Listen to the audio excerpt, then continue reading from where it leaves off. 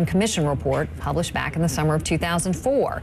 It included 25 references to the American-born radical cleric linked to the Detroit terror plot.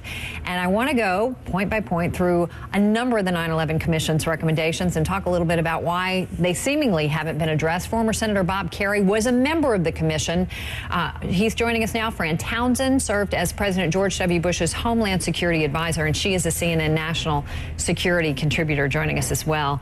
Senator, let me start with you. Anwar al-Awlaki was mentioned 25 times in the report. How did the ball get dropped on this? I mean, the 9/11 Commission, we had subpoena powers, we had 10 people, we had a limited budget and a limited amount of time, and we tracked this guy down.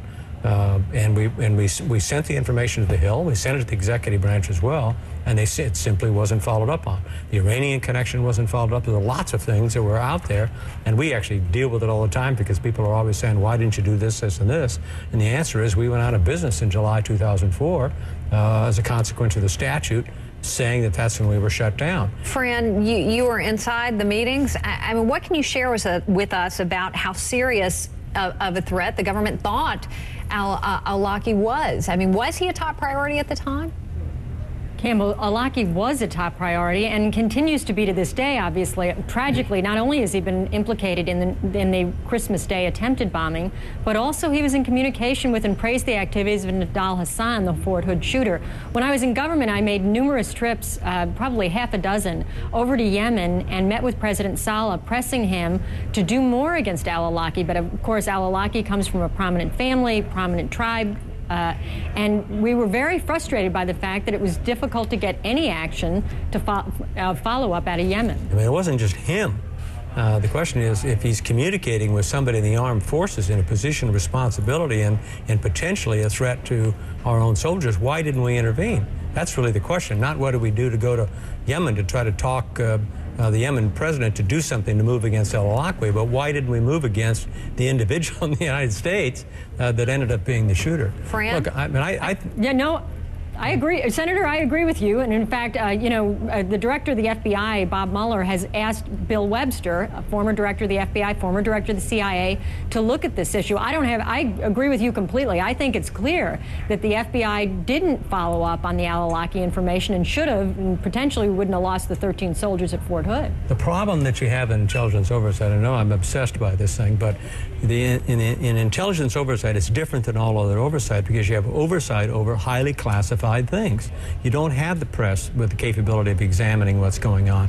So there's a bigger responsibility, a heavier burden of effort, and those committees need to be stronger. And instead, those committees are weaker. That's why we identified it. How do we get to that? How do you fix it? The American people are going to have to use this as an opportunity and focus on Congress and ask and demand Congress to restructure itself. Otherwise, it won't. Fran, I mean, you've certainly dealt with this. How, you think the president has the power to address these things, but in a lot of cases, it is Congress. How do you address it? President Bush did advocate for the restructuring and reform of the oversight, as Senator Kerrey suggests.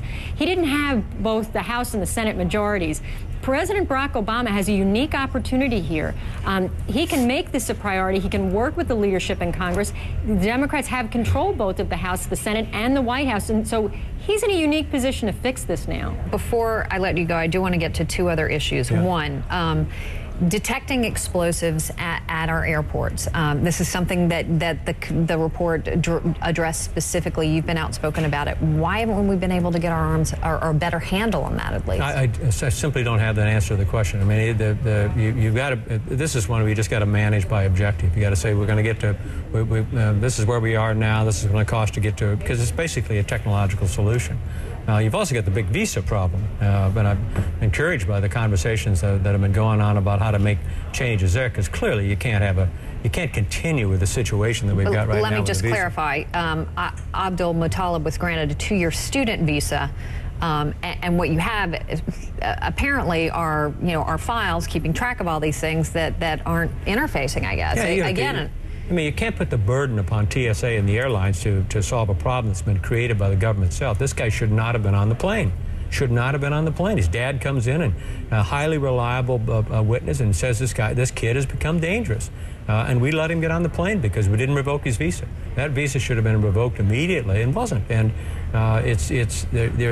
And when I hear the president talk about the system is broken, my God, it's just eerily reminiscent. It was the same language we had in the 9/11 report. I mean, how long do you tolerate the system being broken? So I think you've got to, unless and until you say, look, here's what we have to do, here's the plan, this is what it's going to cost, and here's how we're going to get there, you'll just be running around in circles talking about this forever. And Fran, it seems so simple, trying to coordinate computers.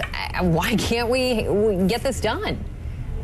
Well, I think it's a matter of a layered defense, and you hear people talk about that, but what that means is, as the senator says, you need a better visa system. There's discussion now that that responsibility should shift to the Department of Homeland Security while taking into account State Department concerns, but this hasn't been adequately managed, and frankly, between congressional oversight, explosives detection, you mentioned, Campbell, while some has been done, there is a lot to be answered for in technology, but that's not the only answer. We need greater deployment of dogs. We need greater behavioral screening at checkpoints. We need a whole multifaceted approach to screening for explosives and aberrant behavior where somebody may be trying to launch an attack against an aircraft. Senator Bob Kerrey, appreciate your time. You're welcome. And Fran Townsend, as always. Fran, thanks very much.